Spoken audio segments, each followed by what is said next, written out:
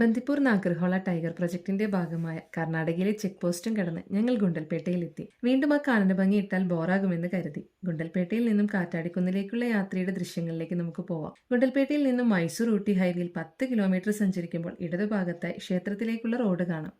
അവിടെ നിന്നും അല്പം ദൂരം സഞ്ചരിക്കുമ്പോൾ 2 വഴികൾ തിരിയുന്നു. അതിലിടത്തേക്കുള്ള വഴിയിൽ നേരെ പോയാൽ ഹിമവത് ഗോപാൽസ്വാമി ഹിൽസിന്റെ താഴ്വാരത്തെത്തും. ചെറിയ റോഡാണെങ്കിലും അതിമനോഹരമായ ദൃശ്യങ്ങൾ ഈ യാത്രയിൽ പ്രകൃതി നമുക്ക് സമ്മാനിക്കുന്നുണ്ട്. ഗോപാൽസ്വാമി ഹിൽസിന്റെ താഴ്വാരത്ത് നിന്നും കർണാടക RTCയിൽ മാത്രമേ ക്ഷേത്രത്തിലേക്ക് അനുമതിയുള്ളൂ. ഒരാൾക്ക് അപ്പ് ആൻഡ് ഡൗൺ 70 രൂപ. താഴ്വാരത്ത് ചെറിയ ചായക്കടകളും മറ്റുമുണ്ട്. ചൂടോട് കൂടിയുള്ള ബജികളാണ് പ്രധാനമായിട്ടുള്ളത്. അങ്ങനെ ഞങ്ങൾ കാറ്റാടിക്കുന്നിലെത്തി. ഇവിടെ നൂറ്റാണ്ടുകൾ പഴക്കമുള്ള അതിമനോഹരമായ ഒരു ക്ഷേത്രമുണ്ട്. കഴിഞ്ഞ വീഡിയോയിൽ പറഞ്ഞിരുന്നല്ലോ അമ്മയ്ക്ക് പോകാൻ ആഗ്രഹമുള്ളൊരു സ്ഥലത്തെക്കുറിച്ച്, ഹിമവത് ഗോപാൽസ്വാമി പേട്ട്. ഞങ്ങൾ ക്ഷേത്രത്തിനടുത്തെത്തി. ക്ഷേത്രവും അതിൻ്റെ പരിസരവും ഇലക്ട്രിക് വേലി കൊണ്ട് തീർത്തിട്ടുണ്ട്. വന്യമൃഗങ്ങളുടെ ശല്യം ഒഴിവാക്കുന്നതിന് വേണ്ടിയാണത്. ഇതിനു മുമ്പ് ഞങ്ങൾ ഇവിടെ വന്നപ്പോൾ ഈ ക്ഷേത്രത്തിൻ്റെ അടുത്ത് വെച്ച് പലതവണ ഒരു കൊമ്പനെയും കുറേ കാട്ടുപന്നികളെയും കണ്ടിരുന്നു. 24 മണിക്കൂറും ഇവിടെ തണുത്ത കാറ്റ് കിട്ടുന്ന സ്ഥലമാണ്.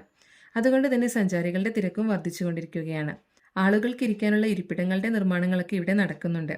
അമ്പലത്തിന് ചുറ്റിലും മനോഹരമായ പുൽമേടുകളാണ്. സമുദ്രനിരപ്പിൽ നിന്ന് ഏകദേശം 1450 മീറ്റർ ഉയരത്തിൽ സ്ഥിതി ചെയ്യുന്ന ക്ഷേത്രം 1300കളിലാണ് നിർമ്മിച്ചതെന്ന് കണക്കാക്കുന്നു.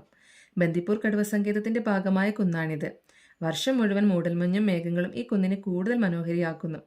അമ്പലത്തിനടുത്തുള്ള കാട്ടിൽ ഒരനക്കം കണ്ടപ്പോൾ വെറുതെ നോക്കിയതാണ്. നേരത്തെ പറഞ്ഞില്ലേ, ആ കൊമ്പൻ ഇപ്പോഴും ഇവിടെ തന്നെയുണ്ട്. അവനെക്കൊണ്ട് ആർക്കും ഒരു ശല്യവും ഇല്ല. വൈകുന്നേരം 5 മണിക്ക് ശേഷം ഈ കുന്നിൻ മുകളിൽ പോലീസുകാർ ആരെയും നിൽക്കാൻ അനുവദിക്കില്ല.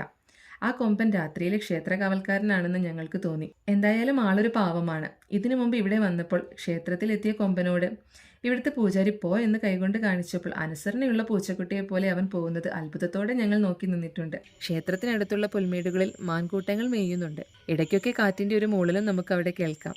പ്രകൃതിയുടെ എയർ കണ്ടീഷനിങ് അത് വേറെ തന്നെയാണ് കേട്ടോ. അച്ചുവിന് അവിടെ നിന്ന് പോരാൻ യാതൊരു മനസ്സുമില്ല. 5 മണിക്ക് ക്ഷേത്രം അടയ്ക്കും. അവസാനത്തെ ബസ്സും 5 മണിക്കാണ്. ഏകദേശം സമയമായിക്കൊണ്ടിരിക്കുന്നു. ഇനി ഇവിടെ നിന്ന് ഇറങ്ങുകയാണ്. നെക്സ്റ്റ് വീഡിയോയിൽ കാണാം. ബൈ.